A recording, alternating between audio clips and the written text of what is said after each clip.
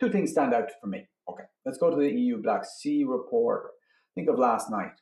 So what I was doing was going through and trying to piece together the different avenues to get wheat out of Russia and Ukraine and basketing it all together. So we ended up with this pie chart. We got in the blue shaded ones are Russia.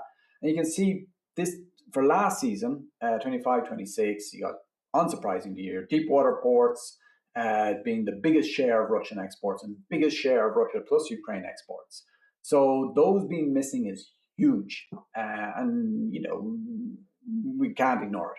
Then you can flow wheat out of the Azov one of two ways. Either they go onto a coaster and they go all the way to a destination, typically Turkey, or they get as far as the port of Kavkaz, load on a larger vessel and off to wherever they want to go. So you got that huge big wedge when you put all of those three together that is missing. You still got the Caspian, the Baltics, some overland routes through trains and stuff like that. Then on the Ukrainian side, again, the deep water ports were the key export channel, a little bit through the rail to a few niche markets in the EU and a few, almost no trucks, a little bit on the Danube. Now, so this is where we're trying to piece together. Well, now we don't know. I don't know, you don't know, nobody knows how much wheat's going to flow out and how it's going to flow out. But we have to try and piece it together. So there's going to be already some wheat has left through the deep water ports, not a whole pile through Ukraine and Russia.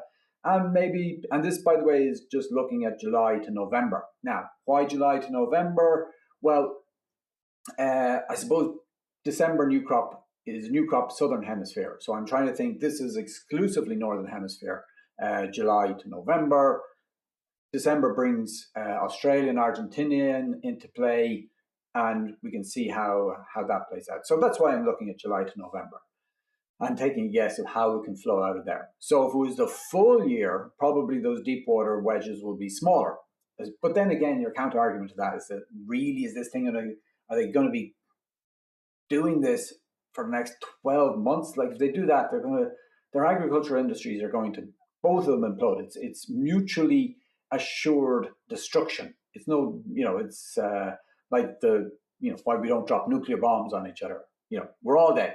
So if they keep doing what they're doing, they're both dead when it comes to agriculture and grains. And so who knows? But I think these are fair assumptions, taking into account what's already left through the deep water ports, and maybe a few vessels start to sneak out here and there over the next couple of weeks and months. But really, what you're going to look at is what you're seeing here. What I want you to focus on is the green wedge, which is Ukraine.